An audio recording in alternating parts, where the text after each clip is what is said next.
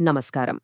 ఈరోజు ఒక super interesting financial ఎక్స్ప్లెయినర్లోకి డైరెక్ట్గా వెళ్ళిపోదాం. సంపద సృష్టికి సంబంధించి రకరకాల మార్గాల గురించి మనం ఎప్పుడూ వింటూ ఉంటాం కదా. కానీ రియల్ వరల్డ్లో ఒక $5,000 పోర్ట్ఫోలియో సిమ్యులేషన్తో మార్కెట్లోకి ఎంటర్ అయితే నిజంగా ఏం జరుగుతుంది? మనం పెట్టుకునే అంచనాలకు గ్రౌండ్ లెవెల్లో జరిగే వాస్తవానికి మధ్య ఎంత గ్యాప్ ఉంటుంది? ఈ సిమ్యులేషన్ ద్వారా ఆ మిస్టరీని ఈరోజు డీకోడ్ చేద్దాం. రండి, ఈ జర్నీ మొదలు పెడదాం.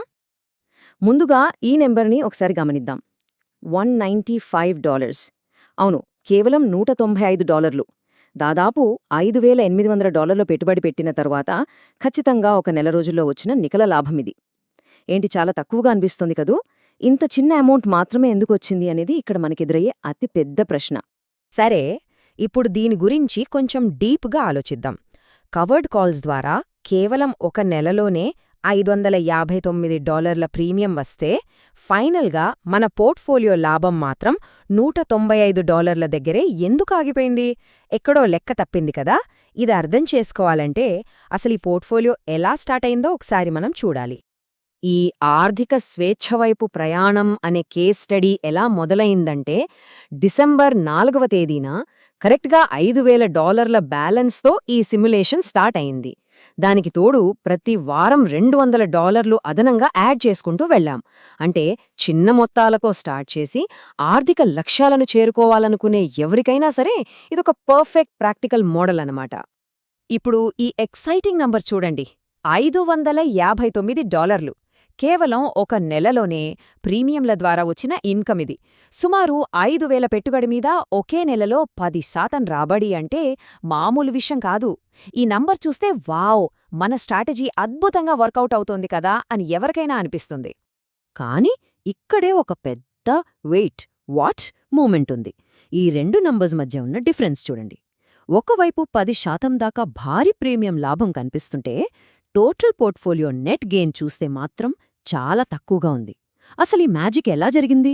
ఆ మిస్ అయిన ప్రాఫిట్స్ అంతా ఎక్కడికి వెళ్ళాయి? ఆ మిస్ అయిన ప్రాఫిట్స్ వెనుక ఉన్న అస్సలు విలన్ ఎవరో కాదు, వర్జిన్ గెలాక్టిక్. డిసెంబర్ 7న ఈ స్టాక్ కొన్నాం. కానీ సరిగ్గా 5 రోజుల తర్వాత డిసెంబర్ 12న వాళ్ల స్పేస్ క్రాఫ్ట్ టెస్ట్ ఫ్లైట్ ఆర్బిట్కి చేరుకోవడంలో ఫెయిల్ అయింది. సిబ్బంది సేఫ్గా ఉన్నా మార్కెట్ మాత్రం ఈ న్యూస్ని చాలా నెగటివ్గా తీసుకుంది. రిజల్ట్? ఆ తర్వాతి వారంలోనే ఆ స్టాక్ ఏకంగా 25% క్రాష్ అయిపోయింది. ఇక్కడ మనం అర్థం చేసుకోవాల్సిన ఒక క్రూషల్ పాయింట్ ఉంది. మనం కవర్డ్ కాల్స్ ద్వారా ఎంత భారీగా ప్రీమియం కలెక్ట్ చేసినా సరే మెయిన్ స్టాక్ వాల్యూ పడిపోతే ఆ ప్రాఫిట్స్ అన్నీ మాయమైపోతాయి. $31 దగ్గర కొన్న షేర్ వాల్యూ సడన్గా $25కి పడిపోయింది. ఇలాంటి చౌకైన స్టాక్స్లో ఉండే వాలటాలిటీ లేదా అస్థిరత మన క్యాపిటల్ని ఎలా డ్యామేజ్ చేస్తుందో చెప్పడానికి ఇదొక క్లాసిక్ ఎగ్జాంపుల్.